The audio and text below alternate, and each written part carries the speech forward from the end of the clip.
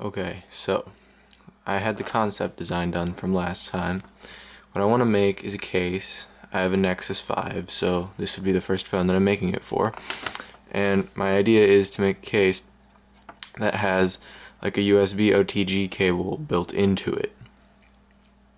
Now, the way I mean is, here's a little diagram of what the bottom of the case would look like. You can plug your flash drives in over here. This thing would be like a little flap, which is this part right here, that'll fold into the phone and stay in the whole time. And then you can plug flash drives or mice or gaming controllers in over here on the case, and you can charge it through this port without taking the case off, because if it's going to be plugging in, I can route it.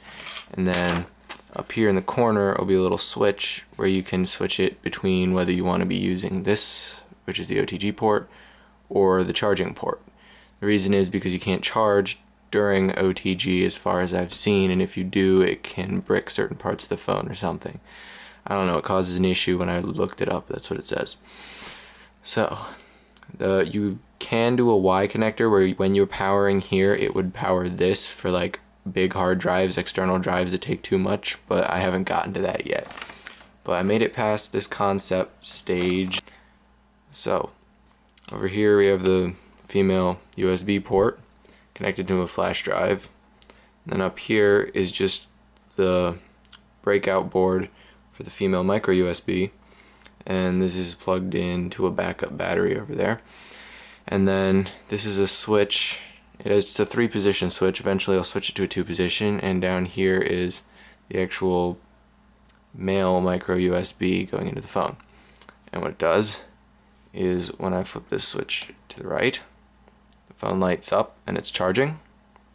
You can also see it up there, a little thing going through. And then if I switch it, one sec, if I switch it back to the middle, it stops charging. Then if I switch it to the left, it reads it through stick mount. You do need root to run stick mount, but I assume if you're into hardware mods, you can definitely handle rooting a phone. And flash drive lights up and it's reading. So now all that's left is to fit this all into a case nice and pretty. Now, these two are the only pins that I've run through, and what this is alternating is the ground pin from over here, which comes over to the red one because I mislabeled them, but it is the ground because it connects to the sense pin. So when it goes to the right, it's connecting the ground to the correct ground from the breakout board. When you go the other way, what it's doing is switching the ground to 2 connections that are bridged over here, both the ground from the flash drive as well as the sense pin from over here, or the ID pin, so that it switches it into USB OTG instead of standard or whatever not OTG is called. So you could charge the phone while having a flash drive still plugged in, which is what I'm doing right here when it goes the other way, and the only thing that does is it just stops. What I had been worried about is if this stayed powered while it was charging, but it seems like it doesn't, so it should be fine. I'm not sure if the D+ and D- pins could cause an issue, but they probably won't.